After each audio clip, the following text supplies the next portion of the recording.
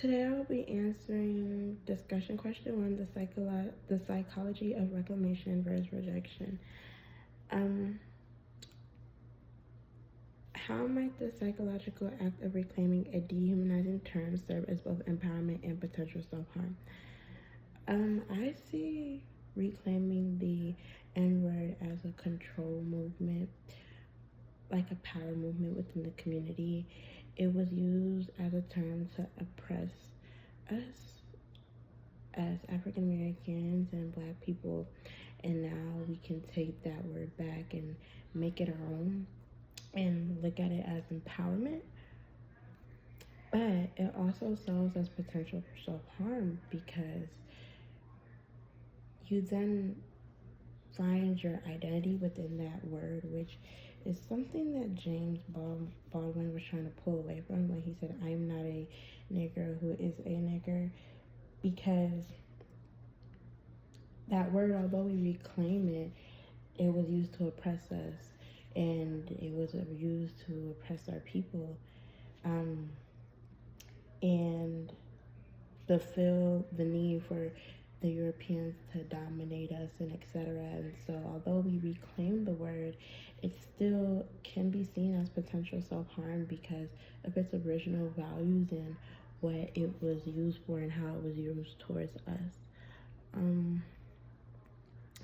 What does Baldwin's instance that I am not a nigga, I am a man suggest about the psychological importance of rejecting imposed identities entirely?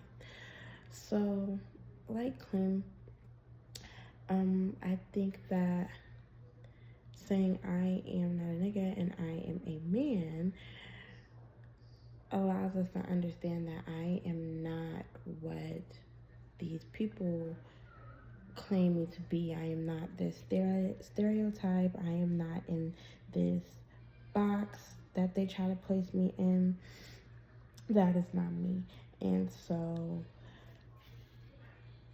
I really feel as though I think he sees it as really not lying his identity within the term and making our own identity within the Black community and not the identity that they've used among us and the terms that they use to oppress us, but taking back from that and finding our own identity within that.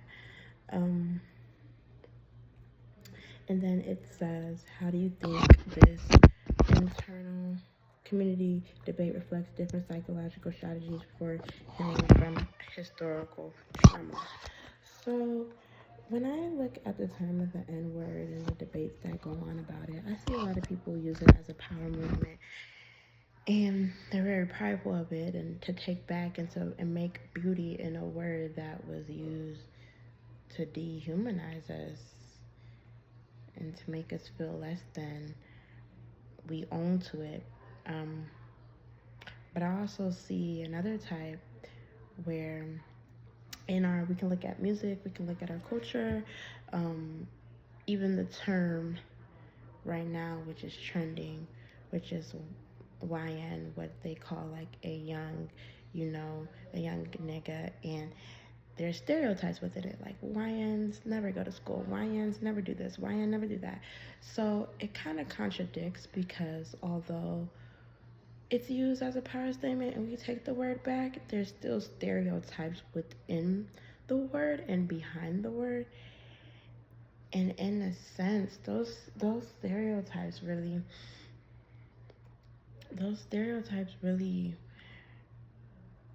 affect us within the community because we start to place them amongst ourselves. So there's a lot of psychological trauma within it because the stereotypes no longer just come from white people. We start to place them within our own community simply off of the root of that word. So it is a lot of different psychological approaches when it comes to that word and how to properly use it and how to properly benefit from it. But I do agree with Baldwin's approach that, I am not a nigger who is the nigger, and more so finding my own identity. and not finding the identity that society has placed onto us and the stereotypes that they have placed onto us, and also from the concept that, you know, while that word was being used, it affected our ancestors, it affected our parents, and I mean not our parents, sorry, our great grandparents and ancestors, and on top of that. And so you know, it can be difficult and challenging to kind of find a beauty in a word that was used to dehumanize our ancestors and etc. So um, I definitely understand Baldwin's approach 100%, on the psychology of reclamation versus rejection within society. Um, I generally feel like although we have reclaimed the word, it still comes with the stereotypes and etc. So, have we truly reclaimed it for positive use? So yeah, that's all that I got from the video, and yeah, thank you.